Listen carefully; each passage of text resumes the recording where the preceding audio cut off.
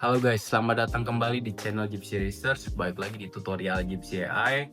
Di video ini kita bakal bahas AI tool lagi yang namanya asisten analisis statistik gitu ya. Ini udah ada di bagian kategori pengolahan dan visualisasi data. Jadi sesuai namanya, asisten analisis statistik itu akan memberikan saran metode analisis dan membantu interpretasi hasil statistik. Seperti itu.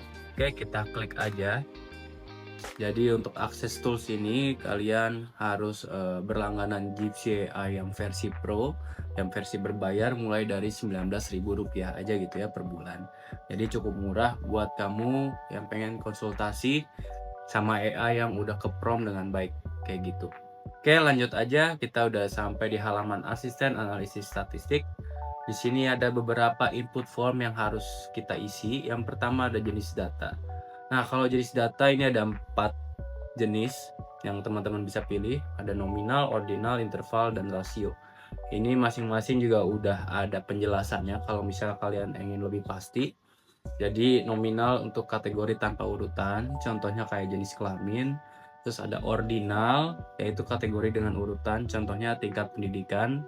Lalu ada interval, yaitu angka tanpa nol mutlak gitu ya, contohnya suhu. Jadi suhu ada minusnya kan, itu tanpa nol mutlak. Terus ada rasio. Rasio ini angka dengan nol mutlak. Contohnya adalah tinggi badan gitu ya, ada 0 cm. Oke, lanjut lagi ada jumlah variabel. Di sini kalian bebas nentuin mau satu variabel, dua variabel, atau lebih dari dua variabel gitu ya. Terus kita bisa pilih nanti kita itu di penelitian pengen nyoba mengetahui jenis hubungan apa gitu ya. Entah itu perbandingan, seperti di sini contohnya ada korelasi, pengaruh, dan asosiasi gitu ya. Jadi silakan disesuaikan dengan tujuan penelitian teman-teman kayak gitu.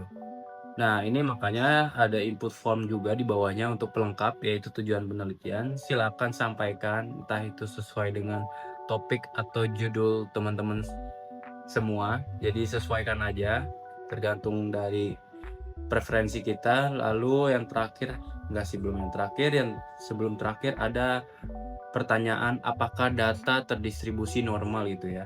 Jadi ada 3 pilihan, ya, tidak, atau belum diketahui. Buat teman-teman yang belum tahu apa maksudnya distribusi normal, jadi bisa digambarin tuh kayak gini ya teman-teman. Kalau misalnya datanya terdistribusi normal, itu artinya datanya teman-teman tuh menyebar secara simetris gitu ya, dan membentuk kurva lonceng. Jadi gambarannya kayak gitu. Jadi kalau grafiknya mirip kurva lonceng dan tidak terlalu miring ke kiri atau ke kanan gitu ya, kemungkinan besar data kamu itu distribusinya normal, kayak gitu. Nah, cuman di sini ada pilihan juga belum diketahui, jadi kalau misalnya teman-teman belum ada datanya, bisa dipilih yang belum diketahui terlebih dahulu gitu ya. Terus pilih bahasa output, ini yang paling terakhir, teman-teman tinggal pilih bahasa keluarannya mau apa gitu ya. Jadi sesuaikan aja. Di sini pilihnya bahasa Indonesia. Oke, kita isi dulu yang belum terisi. Kita coba isi apa ya? Rasio. Di sini aku pengen tentang pengaruh media sosial gitu ya. Jenis hubungan pengaruh, mengetahui pengaruh meme marketing lagi terhadap performa media sosial. Kayak gini contohnya. Oke,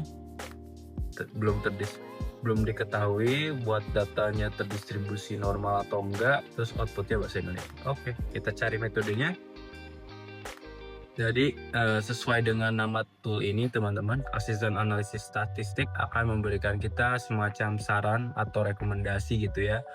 Metode apa sih yang cocok sesuai dengan data yang kita isi tadi gitu ya. Baik itu jenis datanya, jumlah variabelnya, tujuannya, jenis hubungannya, dan lain-lain. Nah, di sini udah ada contohnya, kita review aja langsung.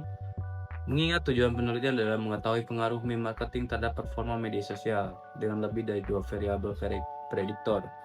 Jenis data adalah rasio, metode analisis yang paling tepat adalah regresi linear berganda. Itu dia ada alasannya. Data rasio itu regresi linear cocok ya. Terus lebih dari 2 variabel, kita bisa pakai regresi berganda secara spesifik. Terus kita punya tujuannya untuk mengetahui pengaruh. Jadi regresi memungkinkan kita untuk mengukur besar dan arah pengaruh masing-masing variabel independen terhadap variabel dependennya. Oke, ini ada detailnya lagi, cara interpretasinya, ada koefisien regresi, nilai P, R square, uji asumsi. Terus dilanjutin sama langkah selanjutnya gitu ya. Apa yang harus dilakukan yaitu ada uji normalitas, terus jika data tidak normal, pertimbangan transformasi data, terus jalankan regresi linear berganda, interpretasi hasil, dan yang terakhir laporkan temuannya gitu ya. Jadi bisa lakukan interpretasinya seterusnya kayak gitu. Oke, mungkin itu aja tips cara penggunaan tool AI asisten analisis statistik. Silahkan teman-teman gunakan. Baik teman-teman yang udah punya data ataupun yang belum, ini bisa dipakai sebagai teman kalian buat konsultasi gitu ya. Kira-kira metode apa yang cocok buat analisis statistik kayak gitu. Itu aja, jangan lupa like, comment, dan share video ini.